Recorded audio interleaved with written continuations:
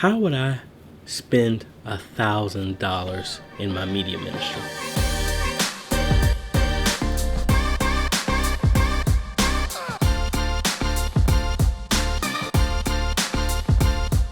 Hey guys, this is AJaytheCEO. If this is your first time stopping by the channel, thanks for stopping by. And on this channel, we focus on tips, training, strategies, reviews, and bills to help modernize your media ministry. So if you're new here, consider subscribing. So earlier this week, I was working on a video. Well, actually, I was documenting the entire design of our video system, and I was gonna do I'm still working on a video to take you through a tour. Not just a tour of the equipment, but how everything is configured and all that other stuff. And I'm still working on doing some B-roll for that video and getting ready for helping out 2 churches with designing their video system and revamping their stuff. But I was just sitting down thinking about, obviously a lot of this stuff costs money, and I just sit back and yes, I'm thankful for what we have in place and how we're able to do stuff, but there's always room for growing. So what I wanted to do is do this in about 3 videos. This first one is going to be more sensible. Second one is kind of like, okay. Third is like if somebody won the lottery or something like that and they donated the money or something like that. Or building a church from the ground up and going from here. So what I want to do is, in this video, is called "What Would I Do with $1,000?" So the idea is, in my current ministry with the equipment that we have in place, and if I was given $1,000 in my church budget for the ministry, what would I do with that amount of money in my current media ministry? As well as I'll add this, that if I had $1,000 and we had nothing, what would I start with? So that's what I want to take you through, that journey in my head right now with that. So let's go ahead and get started. Let me cut over to the computer so we can actually go from there, so I can show you what we got, and then we can help get you an idea of where we want to go. All right, so let me log into our intranet, kind of like knowledge base, and this is the diagram. Open it in a different page by itself. So this is the diagram that I've been working on to kind of show what our current system looks like. So if I was to, so we got 3 projectors and all this other fun stuff. So if I had $1,000, what would I spend in this? Now I'm gonna do this 3 times over because there are multiple ways that I will spend this, especially if you look at this recent video that I just did. The first way I would spend $1,000 is honestly on our video switcher PC. At this point, all of our systems have been upgraded to some generation of a Ryzen processor, and our video switcher is the only one that's still running on a FX 8320. So this was originally the system that I used to do all our video editing on before I donated it to the church, and then I upgraded my computer to a Ryzen 7 1700X, and then I moved to a 2700X, which is what I'm working on right now, with 32 gigs of memory. So what I would love to do is, let's just go ahead and fictitiously spend this money. How about that? Well, let me go over to PC Part Picker, because that's probably the easier way to do this, to keep us honest with the money that we're going to spend. So we're going to build a system, and I'm just going to go for gusto and see what we can squeeze in. So honestly, I would go with I would say a 3700, but I don't really think I'm gonna actually go with a 3500 for a new processor, and still don't need a cooler with that. Get a motherboard. I'm gonna still stick with a B450 because there's really no reason to go overboard. So even though if I had the money, I would still be responsible with that. And I would stick with an ATX board for that one. And really no need to do all the fancy lighting and all this other stuff like that. I'll stick with the Asus because that's kind of like what my current one has been. And my mouse is dragging a little bit because I'm actually rendering the last day of revival while we're doing this. Now, again, I will want this system to be capable of doing our video editing and stuff like that, but I'm just being honest. It's like I'm still working with my folks, and yes, it needs to be capable, but I don't need this to be a super workhorse right now. So I just want to bring it up to the level to where like people can do some editing on it. So what I would do is actually double up this amount of memory right here and get 32 gigs of this.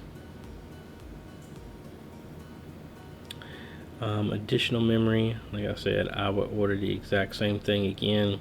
So this system would have 32 gigs of memory. So let's see what we're at right there. We're already at $400. So we got the processor, the motherboard, and memory. Storage, what I would do is I would get myself an M.2.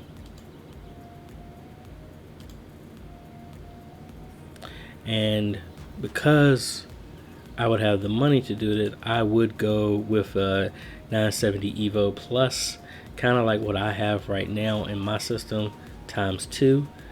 One is for my operating system, one is for my cache for me to do rendering. Now I already have a SSD RAID in this system at the church, as well as I have here. So I have my M.2 cache, 970 Evo Plus, but I also have two 250 gigabyte SSDs in RAID 0 as well. So that's what I was using for my cache and fast storage at first, before I got that. But anyway, I don't need to do anything major with that. Now what I would do is also throw a graphics card in here. As much as I don't want to get an NVIDIA card because of this, actually let me go back, because they just released this. What I want to see is if I can get a 5700, if I can squeeze that in here. And I don't need a XT. Let me see if I can squeeze this Sapphire in here. I just want to see what the price will come out to. Alright, so if I was to, my first iteration is if I had $1,000. Actually, I need to get a case because I do want to get a new case as well. I will want to probably stick with one of these NZXTs because I really like mine.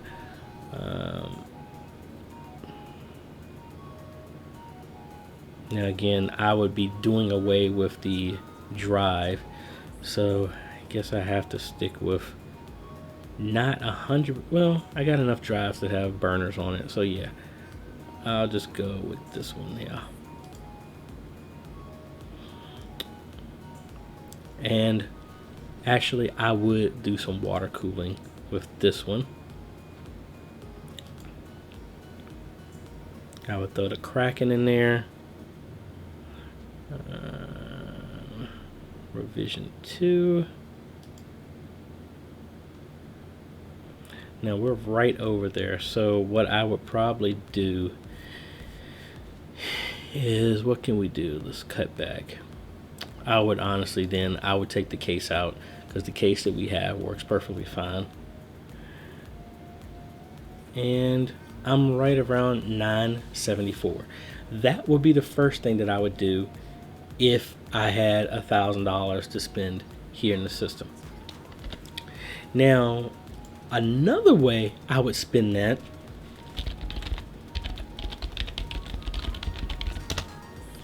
is I would go over to our buddies over here at Blackmagic Design, and I would completely switch out our switcher for the ATEM Television Studio HD.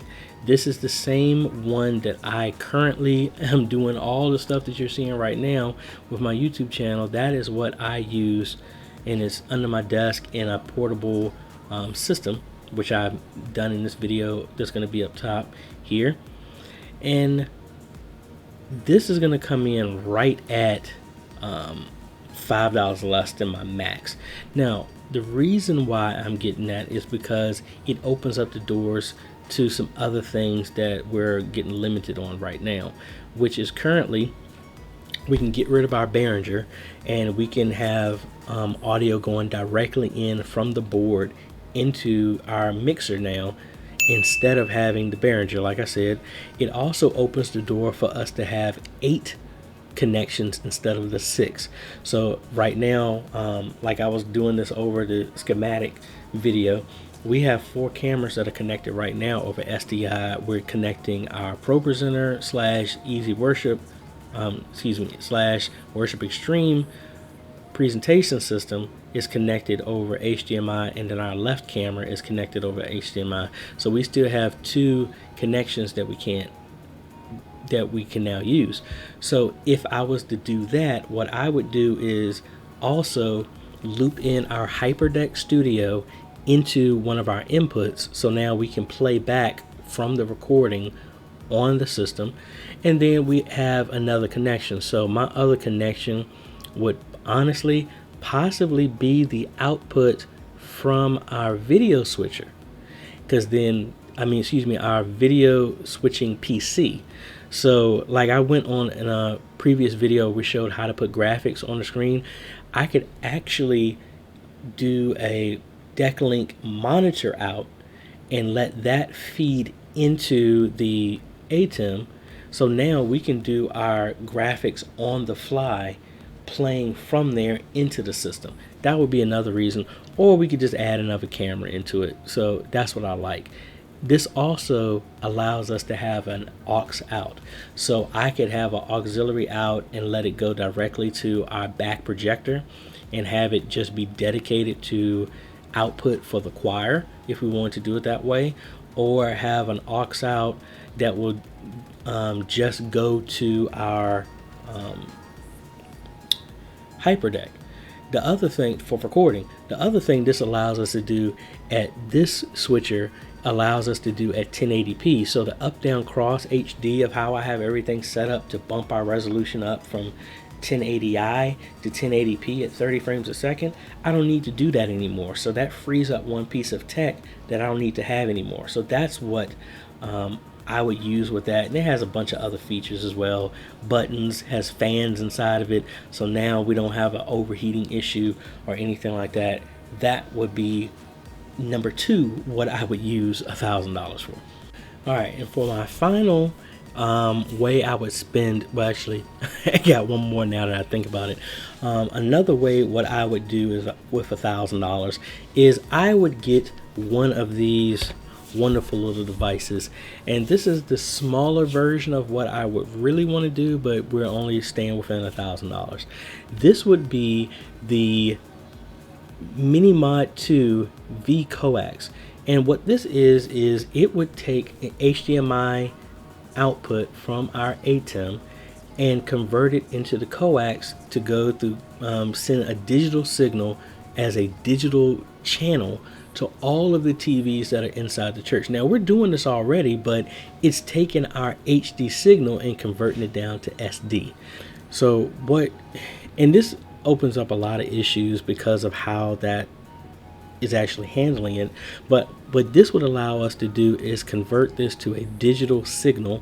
So right now we have a digital antenna on a lot of the TVs, so that the learning center and some other pastor and other people can watch TV over the antenna, and it pulls down into a digital signal like 17.3 or something like that. Now to use this other system, we have to go to the other TVs, the older TVs, and convert it over to the analog signal, because the older TVs wouldn't actually run over the air and digital at the same time. So, but even then, the picture is SD. So this would allow us to send a 1080p signal over the coax to the other TV, so we don't have to run cables. We already have coax everywhere. That would be one thing. Now again, that's half of the budget. Now what I would use the rest of that budget for is just to enhance our network with some more ubiquity UAPs, access points throughout the entire sanctuary, which would also be so that literally anywhere you walk in the entire building, you would have a quality Wi-Fi signal throughout the entire time. So I think these would stay within my budget. Yeah, so if I went with a 4-pack of the Pros, that's around like $500. So give or take $30 or something like that over. But that's what I would do. Now, we do have access points at the same in our church, but what I would do is pull down the old ubiquities that aren't you can't upgrade them anymore, but I would replace these there. So that would completely cover the entire church, so Wi-Fi is covered everywhere. So that is, I think, I mean, I could go on and on, but honestly, if I was to just start, that would be the different ways I would spend $1,000 in my current media ministry. Now, if I was starting from scratch and I had absolutely nothing, and we say we were a brand new church and we're trying to get established, and what would I do? What I would do in that scenario is I would honestly focus all of my attention on and again, some people might think I'm crazy about saying this, but again, this is me. What I honestly would do is get a good camcorder with good sound built into it, or a shotgun mic, or some type of lavalier, some type of camera with a microphone system that I can put on the pastor, whoever's preaching, to record that as best as I can, and record it in a way that you don't have to do editing, and you can just upload it and you can start from there. That's what I personally would start with. So, and if I had to start with a camera, I would start mainly with maybe a Canon Vixia G21. That is a nice camera. It's not a 4K one. And the only reason I'm going, you could get the 4K one with a good deal right at $999, so you'll be right there at the limit of what the budget would be, but you wouldn't have any room for anything else. So I'm going with the G21, because then you can squeeze in 128 gig SD card, or maybe get multiple 64 gigabyte ones, and at least get a fairly decent tripod, and that will still leave you with $100, so you have enough room to play with multiple cards or something like that. Or you can go with kind of like the Takstar shotgun mic, a $25 shotgun mic, and then over time move up. That's if I was starting out with a media ministry that had nothing. Now again, I'm even talking about they had nothing, even not even a sound system. I would start with there, because just from a sound system, if you start cheap with a cheap one, you're going to need to replace that anyway. You get a good, decent camera that can at least record the word in good video quality, as well as good sound that's built into the camera natively, or even get some additional sound later on. I think that would move you and propel you forward. At least you could at least record your sermons and at least upload those to YouTube or something like that, and at least start your documentation of archiving of your services and share them worldwide from that standpoint. That's where I would do if I had $1,000 in my media ministry, as well as if I was in a media ministry that was just starting from the very, very beginning. Now, my question to you is, do you agree with some of the suggestions I made? Do you have any other ways that how you would spend $1,000 in your current media ministry? Or if you didn't have anything at all and you were starting from scratch, how would you use that $1,000? I love to hear it. Leave it in the comments below. I read all the comments and reply to all of them. So thank y'all for watching. If you like this type of content, I would appreciate a like. Consider subscribing and hit that bell. That way you get notified and you come out with other great videos to help modernize your media ministry. This is AJ, and we'll see you on the next video. Later.